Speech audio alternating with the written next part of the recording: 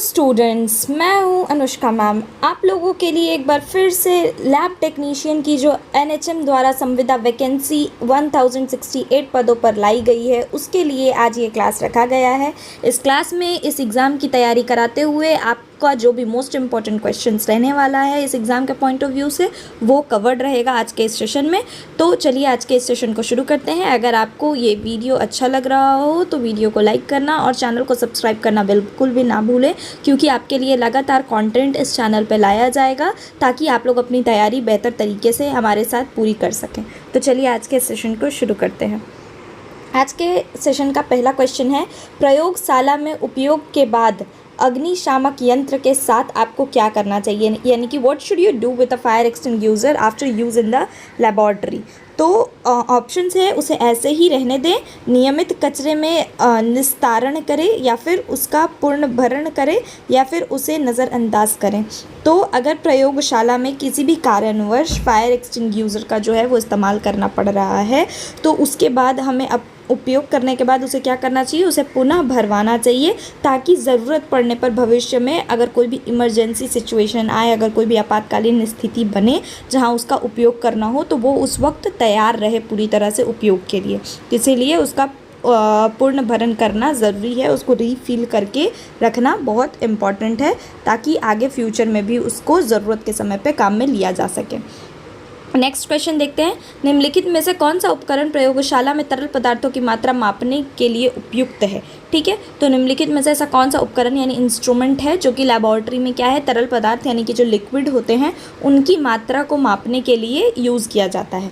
Option क्या क्या है, ऑप्शन है बैलेंस, पिपेट, थर्मोमीटर या फिर माइक्रोस्कोप। तो इसका सही आंसर क्या है, इसका सही आंसर है पिपेट। पिपेट जो है वो प्रयोगशाला का एक उपकरण है यानी इंस्ट्रूमेंट है, जिसका यूज़ हम करते हैं तरल पदार्थ यानी कि जो भी लिक्विड सब्सटेंस है उसको सटीक मात्रा में बिल्कुल मापने के लिए, उसको सटीक मात्रा में मापने के लिए जो है वो पिपेट का इस्तेमाल किया जाता है। ठीक है, थर्मोमीटर तो तापमान मापने के लिए होता है, बैलेंस जो होता है वो वज़न नापने के लिए होता है, और माइक्रोस्कोप जो होता है वो तो आप लोगों को पता ही होगा कि जो भी सूक्ष्म चीज़ें होती हैं जिनको हम अपने आँखों से नहीं देख सकते, बहुत छोटी छोटी चीज़ें उनको देखने के काम आती हैं। तो यहाँ पे पिपेट जो है वो सटीक माप के लिए काम आता है लिक्विड का।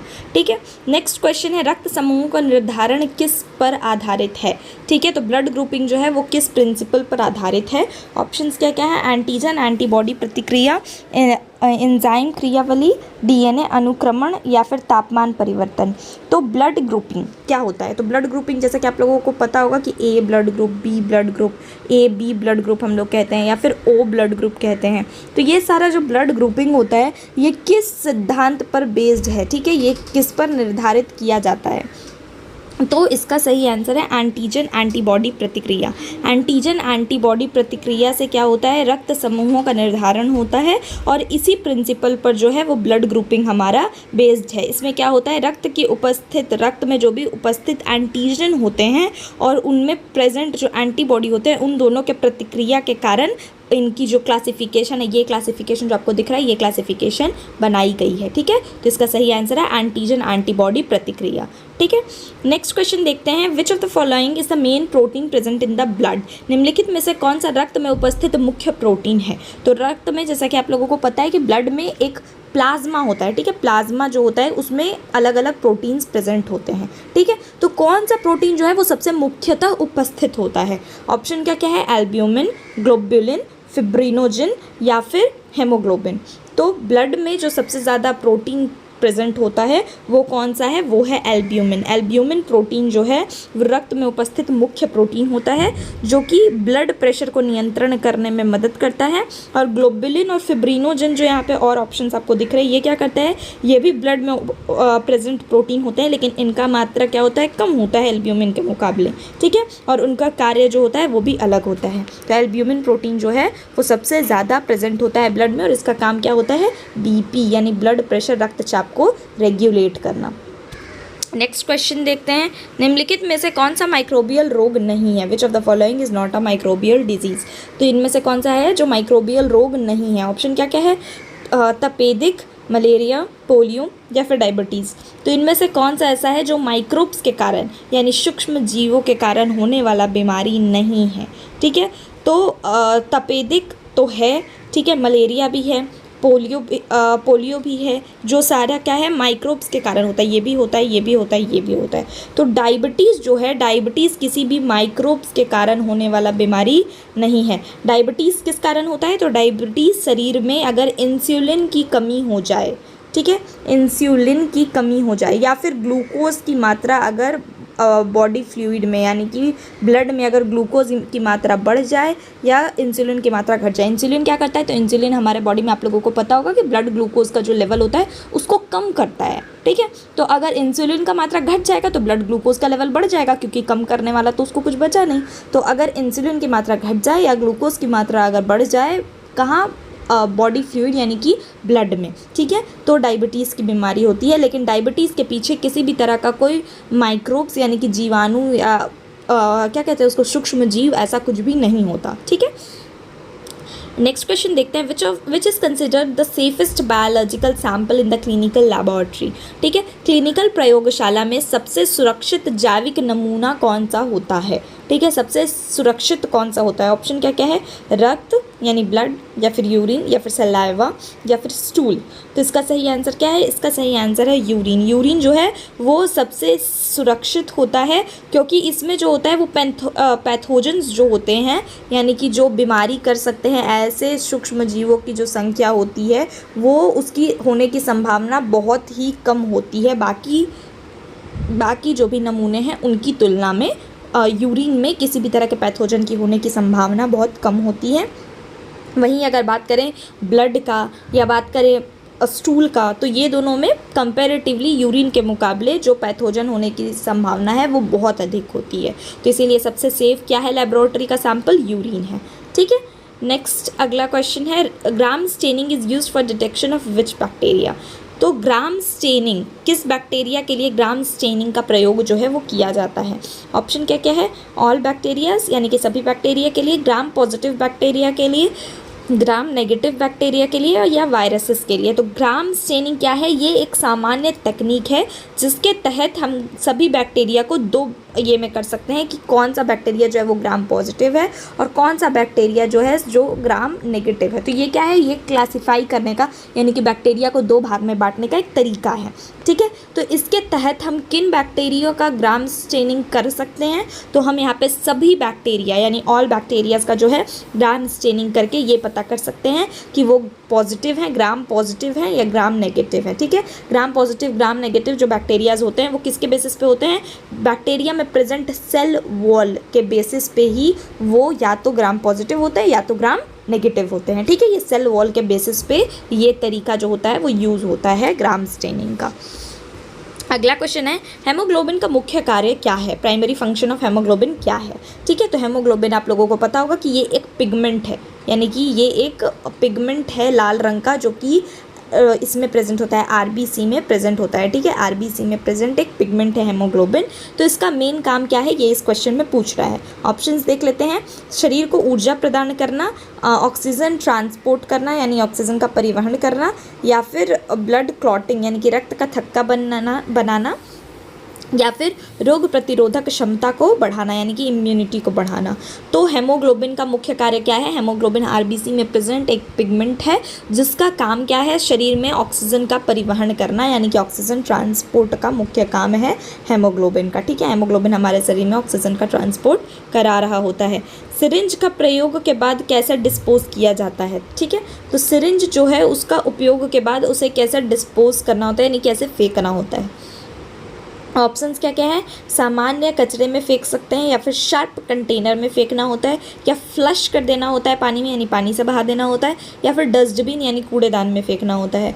तो सिरिंज को हमेशा इस्तेमाल करने के बाद हमें उसे कहाँ फेंकना चाहिए? शार्प कंटेनर में फेंकना चाहिए। शार्प कंटेनर जो होता है वो अगर आप लोगों ने नहीं देखा हो कभी हॉस्पिटल में, तो जैसा कि आप लोगों ने देखा होगा कि वो एक वाइट कलर का बॉक्स होता है जो कि हार्ड मटेरियल का बना होता है, जिससे उसके अंदर जो नीडल है जब वो जाए तो वो आर पार ना हो जाए, मतलब वो नीडल किसी को चुभे नहीं वो डब्बा उठाते वक्त। तो वो जिसमें भी जो भी धारदार चीज़ें होती हैं, सुइयाँ और बाकी जो भी तेज़ उपकरण होते हैं, उन सभी को शार्प कंटेनर में फेंकना चाहिए ताकि संक्रमण और चोट दोनों से बचा जा सके, ठीक है। इसका सही आंसर है शार्प कंटेनर। कौन सा टेस्ट रक्त शर्करा यानी कि ब्लड ग्लूकोज मापने के लिए उपयोग किया जाता है। तो इनमें से कौन सा टेस्ट जो है वो ब्लड ग्लूकोज मापने के लिए किया जाता है? ऑप्शन क्या क्या है? CBC, RBS, FBS या फिर LFT, KFT या फिर KFT। तो इसका सही आंसर क्या है? इसका सही आंसर है RBS और FBS।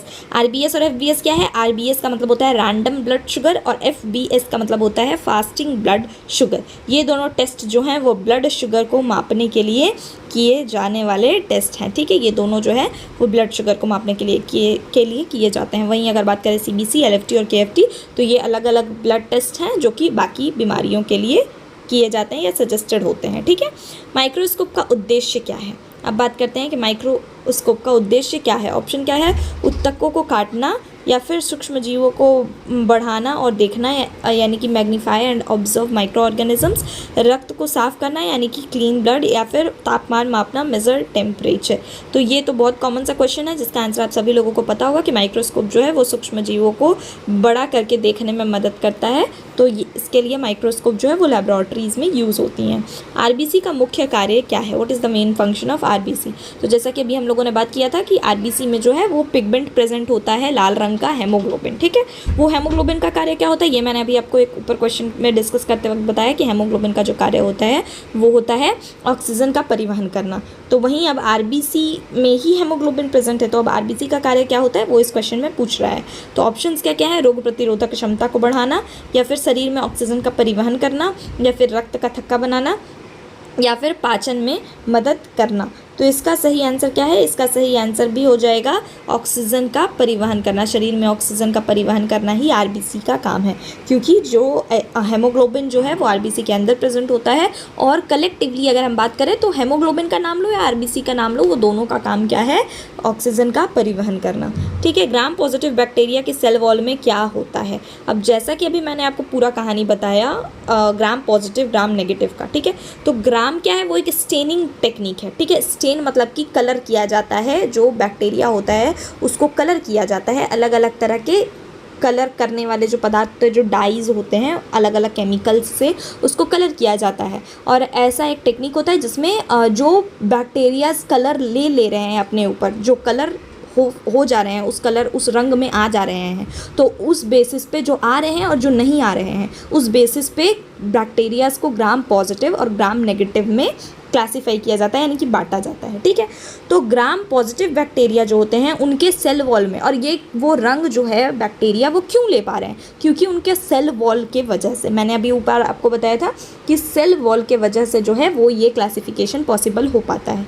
तो वो रंग क्यों ले पाते हैं? सेल वॉल के वजह से। क्यों नहीं ले पाते हैं? सेल वॉल के वजह से, ठीक है। तो ग्राम पॉजिटिव बैक्टीरिया जो होते हैं उनके सेल वॉल में ऐसा क्या प्रेजेंट होता है, ये इस क्वेश्चन में पूछ रहा है। ऑप्शंस हैं पेप्टिडोग्लाइकन, लाइपोपॉलीसेक्राइड, RNA या फिर प्रोटीन ओनली। तो इसका सही आंसर क्या है? इसका सही आंसर है पेप्टिडोग्लाइकन। पेप्टिडोग्लाइकन जो है वो ग्राम पॉजिटिव बैक्टीरिया के सेल वॉल में बहुत अधिक मात्रा में पाया जाता है, जिससे वो ग्राम स्टेनिंग में नीले या जामुनी कलर के बन जाते हैं, ठीक है। ये ग्राम पॉजिटिव वो बैक्टीरियाज होते हैं जो रंग को अपने ऊपर ले लेते हैं, ठीक है। और जो नहीं लेते हैं वो कौन से होते हैं? वो ग्राम नेगेटिव होते हैं। तो ग्राम स्टेनिंग जो टेस्ट होता है, इसमें जो बैक्टीरिया अपने ऊपर नीला या जामुनी रंग ले तो उसे हम ग्राम पॉजिटिव बैक्टीरिया कहते हैं। और वो ये रंग क्यों ले पाते हैं? क्योंकि उनके सेल वॉल में पॉलीसेक्राइड जो होता है, पेप्टिडोग्लाइकन जो होता है वो बहुत ही अधिक मात्रा में प्रेजेंट होता है, ठीक है। अब बात करते हैं यूरिन का सामान्य पीएच क्या होता है। तो ये आप लोग सभी को पता होगा कि यूरिन का सामान्य पीएच लगभग कितना होता है। ऑप्शंस देख लेते हैं, 4.5 से 8, 6 से 7.5, 7 से 8.5 या 5 से 6। तो इसका सही आंसर क्या है कि जनरली जो यूरिन का जो पीएच होता है वो 6 से 7.5 के बीच में होता है। यह हल्का सा एसिडिक या हल्का बेसिक या न्यूट्रल के तरफ होता है, ठीक है। अगला क्वेश्चन है, किसका उपयोग रक्त में हेमोग्लोबिन की मात्रा मापने के लिए किया जाता है? तो रक्त में हेमोग्लोबिन की मात्रा मापने के लिए किसका प्रयोग किया जाता है? ऑप्शन क्या क्या है? हेमोसाइटोमीटर या फिर स्पेक्ट्रोफोटोमीटर या फिर माइक्रोस्कोप या फिर सेंट्रीफ्यूज। तो इसका सही आंसर क्या है?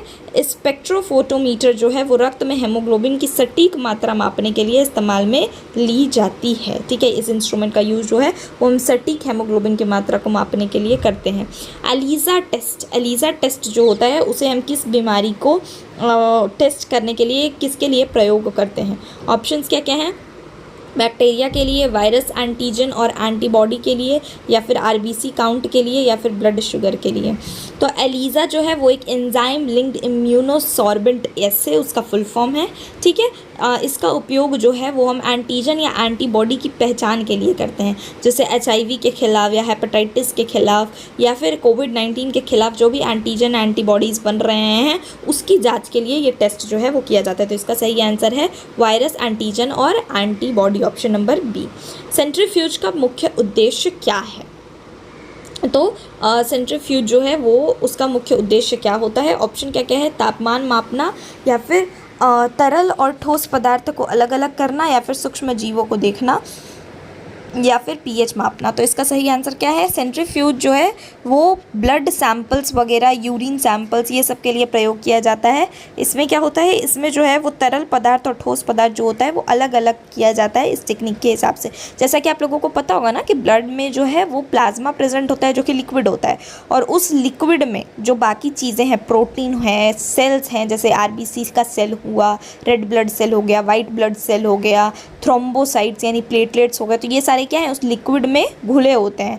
तो उस लिक्विड को और बाकी सारा जो सेल्स है, जो भी प्रोटीन है, वो सबको अलग अलग करने का काम किससे किया जाता है? सेंट्रीफ्यूज के मदद से किया जाता है, ठीक है। नेक्स्ट क्वेश्चन है, पीसीआर तकनीक का उपयोग किस लिए किया जाता है? पीसीआर टेक्निक किस लिए इस्तेमाल किया जाता है? डीएनए एम्प्लीफिकेशन के लिए यानी कि डीएनए की वृद्धि के लिए, आरएनए सीक्वेंसिंग के लिए यानी कि आरएनए का अनुक्रमण करने के लिए, प्रोटीन प्यूरिफिकेशन के लिए यानी कि प्रोटीन का शुद्धिकरण करने के लिए, या फिर ब्लड ग्रुपिंग यानी कि रक्त समूह निर्धारण करने के लिए। तो पीसीआर टेक्निक जो है वो किस लिए इस्तेमाल किया जाता है? पीसीआर क्या है? पॉलीमरेज चेन रिएक्शन है, ठीक है। यह एक महत्वपूर्ण तकनीक होती है जिसके द्वारा हम क्या करते हैं? तो हम डीएनए को एम्प्लीफाई यानी कि डीएनए की वृद्धि करने के लिए इसका इस्तेमाल किया जाता है, ताकि सूक्ष्म स्तर पर क्या हो, उसका विश्लेषण किया जा सके। तो डीएनए एम्प्लीफिकेशन का काम जो है वो हम पीसीआर के द्वारा कर रहे होते हैं। कौन सा रक्त परीक्षण लीवर का कार्य क्षमता जांचने के लिए किया जाता है? तो इसमें से कौन सा ऐसा ब्लड टेस्ट है जो हम लीवर के कार्य क्षमता को जांचने के लिए करते हैं? ऑप्शन क्या क्या है? सीबीसी, एलएफटी, आरएफटी, या फिर ब्लड शुगर।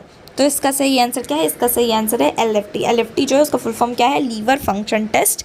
इस टेस्ट का उपयोग जो है वो लीवर के द्वारा जो भी एंजाइम बनता है, जैसे बिलिरुबिन हो गया या फिर प्रोटीन हो गया, वो सभी का स्तर को माप करके और उसका कार्य क्षमता जो होता है वो जांचा जाता है एलएफटी टेस्ट के द्वारा, ठीक है। तो लीवर का कार्य क्षमता को मापने के लिए हम कौन सा टेस्ट कर रहे होते हैं? एलएफटी टेस्ट कर रहे होते हैं। पैथोजन फ्री इन्वायरमेंट सुनिश्चित करने के लिए किस प्रक्रिया का पालन किया जाता है? तो पैथोजन फ्री यानी कि किसी भी तरह के सूक्ष्म जीवों से मुक्त इन्वायरमेंट रहे, उसे सुनिश्चित करने के लिए कौन सी प्रक्रिया का पालन किया जा रहा होता है?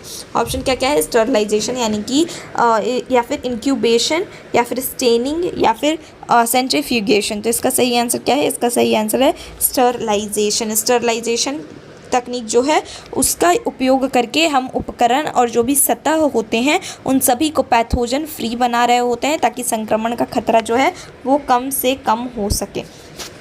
नेक्स्ट क्वेश्चन है, कौन सा टेस्ट रक्त में संक्रमण का पता लगाने के लिए किया जाता है? तो इनमें से ऐसा कौन सा टेस्ट है जो संक्रमण का पता लगाने के लिए किया जाता है? ऑप्शन क्या क्या है? सीबीसी, एलएफटी, आरएफटी, या फिर ब्लड शुगर। तो सीबीसी यानी कि कंप्लीट ब्लड टेस्ट, ठीक है, कंप्लीट ब्लड काउंट कहते हैं हम इसको। इस कंप्लीट ब्लड काउंट टेस्ट जो है ब्लड का, वो इसलिए किया जाता है ताकि रक्त में किसी भी तरह का संक्रमण हो, या फिर एनीमिया। एनीमिया क्या होता है? तो ब्लड में आरबीसी का लेवल कम हो जाने को हम एनीमिया कहते हैं। तो अगर एनीमिया हो पेशेंट को, या रक्त संबंधित किसी भी तरह का कोई विकार हो, तो उन सभी का पता लगाने के लिए सीबीसी टेस्ट जो है वो किया जा रहा होता है ब्लड का, ठीक है। कोएगुलेशन का मतलब क्या होता है? ठीक है, तो कोएगुलेशन आप लोग बहुत जगह सुनते होंगे, आप लोगों को इसका मतलब पता होगा। कोएगुलेशन का मतलब क्या होता है? ऑप्शन क्या क्या है? रक्त जमना यानी कि ब्लड क्लॉटिंग होना, रक्त पतला होना यानी ब्लड थिनिंग होना, रक्त का रंग बदलना यानी कि ब्लड कलर चेंज होना, या फिर रक्त का फैलना यानी कि ब्लड स्प्रेडिंग होना। तो इसका सही आंसर क्या है? रक्त जमना यानी कि ब्लड क्लॉटिंग होना, ठीक है। कोएगुलेशन वह प्रक्रिया है जिसमें रक्त के ठोस तत्व जो होते हैं वो जम जाते हैं और थक्का बनाते हैं। यह चोट लगने पर रक्त स्राव रोकने में महत्वपूर्ण होता है, ठीक है। तो क्लॉटिंग के कारण क्या होती है, जब भी चोट वोट हमें लगता है तो ब्लड जो होता है वो ज़्यादा ब्लड का लॉस नहीं होता, क्योंकि ब्लड कोएगुलेशन कौन से होते हैं। तो इस क्वेश्चन में अभी तक हम लोगों ने ग्राम पॉजिटिव नेगेटिव बैक्टीरियाज के बारे में जो कुछ भी पढ़ा, अब इस क्वेश्चन में क्या है, ग्राम नेगेटिव बैक्टीरिया इसका जो है वो एग्जाम्पल पूछ रहा है, ठीक है। तो ग्राम नेगेटिव बैक्टीरिया इसमें से कौन से हैं, ऑप्शन है स्टेफाइलोकोकस एयूरीज, एस्चेरिया कोलाई, बैसिलस सबटिलिस या फिर स्ट्रेप्टोकोकस पायोजेनिस। तो इसका सही आंसर क्या है, एस्चेरिया कोलाई। एस्चेरिया कोलाई जो है वो एक ग्राम नेगेटिव बैक्टीरिया का बहुत ही कॉमन सा एग्जाम्पल है। एस्चेरिया कोलाई को हम बोलचाल के भाषा में, अगर आपको ऑप्शन में ई कोलाई लिखा भी आता है तो कंफ्यूज नहीं होना है, क्योंकि एस्चेरिया कोलाई को ही ई कोलाई कहा जाता है शॉर्ट में, ठीक है। तो ये क्या है, ग्राम नेगेटिव बैक्टीरिया का एक एग्जाम्पल हुआ। नेक्स्ट क्वेश्चन को देखते हैं, किस रोग का पता एलिसा टेस्ट से चलता है। तो ये क्वेश्चन जो है वो है कि एलिसा टेस्ट क्या होता है, ये मैंने अभी आप लोगों को ऊपर ही बताया कि एलिसा टेस्ट जो है वो किस बीमारी के लिए किया जाता है। ऑप्शंस क्या क्या है, मलेरिया, HIV, टाइफॉइड या फिर ट्यूबरकुलोसिस। तो एंजाइम लिंक्ड इम्यूनोसॉर्बेंट एसे एलिसा, ये जो टेस्ट है वो एंटीबॉडी की पहचान के लिए किया जाता है। एग्जाम्पल्स मैंने आपको ऊपर भी दिया था, जिस एग्जाम्पल में क्या था, HIV था, HIV हो गया, हेपेटाइटिस हो गया, कोविड-19 हो गया, ये सारे के लिए एलिसा टेस्ट जो है वो किया जा रहा होता है। हेमोसाइटोमीटर का उपयोग किसके लिए किया जाता है, ठीक है। हेमोसाइटोमीटर का उपयोग जो है वो किसके लिए किया जाता है, ऑप्शंस क्या क्या हैं, रक्त कोशिकाओं की संख्या गिनने के लिए, या फिर रक्त शर्करा मापने के लिए, या फिर लिवर फंक्शन जांचने के लिए, या फिर रोगाणु को पहचान के लिए। तो इसका सही आंसर क्या है, इसका सही आंसर है रक्त कोशिकाओं की संख्या गिनने के लिए, ठीक है। हेमोसाइटोमीटर जो है वो एक विशेष स्लाइड होता है जिसमें क्या होता है, RBC, WBC, प्लेटलेट्स, ये सारी की संख्या जो है वो गिनने के लिए इसका उपयोग किया जा रहा होता है, ठीक है।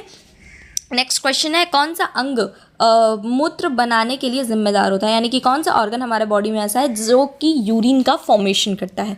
ऑप्शंस क्या क्या है, लीवर, किडनी, हार्ट या लंग्स। तो ये तो बहुत ही आसान सा सवाल है, आप सभी लोगों का इसका आंसर पता होगा, किडनी इसका सही आंसर है। हमारे बॉडी में किडनी जो है वो क्या करता है, ब्लड को फिल्टर करता है और ब्लड को फिल्टर करके यूरिन का फॉर्मेशन कर रहा होता है। नेक्स्ट क्वेश्चन है, ऑटोक्लेव किस लिए प्रयोग किया जाता है। ऑटोक्लेव एक जाना माना इंस्ट्रूमेंट है, आप सभी लोग ऑटोक्लेव के बारे में अच्छी तरह से जानते होंगे। ऑटोक्लेव क्या है, ऑटोक्लेव स्टेरिलाइजेशन के लिए उपयोग किया जाने वाला एक इंस्ट्रूमेंट है, जिसमें क्या होता है, हाई हीट और हाई प्रेशर पे चीज़ों को स्टेरिलाइज किया जाता है, उपकरणों को स्टेरिलाइज किया जाता है। तो इसका प्रयोग किस लिए किया जाता है, ऑप्शंस देख लेते हैं। उपकरण गर्म करने के लिए, उपकरण को स्टेरिलाइज करने के लिए, रक्त जांच के लिए, या फिर माप उपकरण के लिए, यानी कि मेजरिंग इंस्ट्रूमेंट की तरह। तो इसका सही आंसर क्या है, उपकरण स्टेरिलाइज करने के लिए ऑटोक्लेव का जो है वो इस्तेमाल किया जाता है। कौन सा माइक्रोस्कोप जीवित कोशिकाओं के अध्ययन के लिए उपयुक्त है। तो कौन सा ऐसा माइक्रोस्कोप है जो कि लिविंग सेल्स के अध्ययन के लिए यूज़ किया जाता है। ऑप्शन क्या क्या है, light microscope, electron microscope, fluorescent microscope या फिर फेज कॉन्ट्रास्ट माइक्रोस्कोप।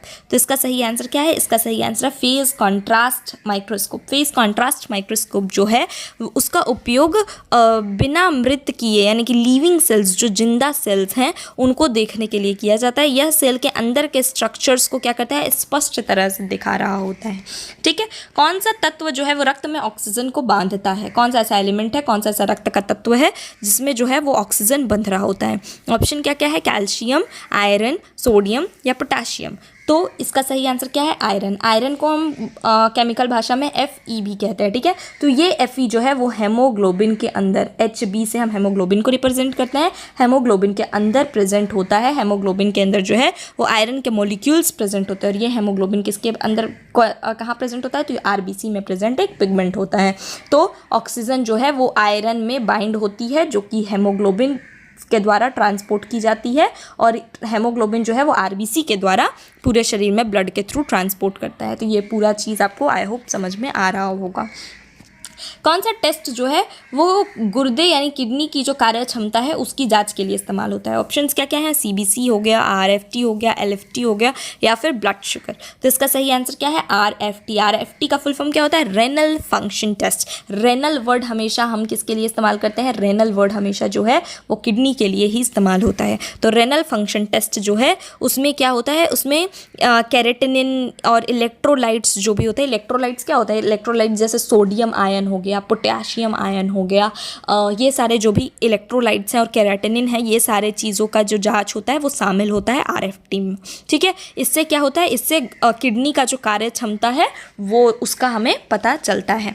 कौन सा रक्त समूह जो है वो यूनिवर्सल डोनर माना जाता है, यानी कि वो सभी को ब्लड दे सकता है? वो कौन सा ब्लड ग्रुप होता है? ऑप्शन क्या क्या है? A positive, B positive, O negative, या फिर ए बी पॉजिटिव। तो इसका सही आंसर क्या है? इसका सही आंसर है ओ नेगेटिव। ओ नेगेटिव रक्त समूह जो है उसमें आरबीसी पे क्या होता है? किसी भी तरह का कोई भी एंटीजन आरबीसी के वॉल्स पे नहीं प्रेजेंट होता। ठीक है, तो इसी कारण ये क्या होता है, इसीलिए ये ऐसा रक्त समूह है जो किसी को भी ब्लड दे सकता है, यानी कि यूनिवर्सल डोनर बन सकता है।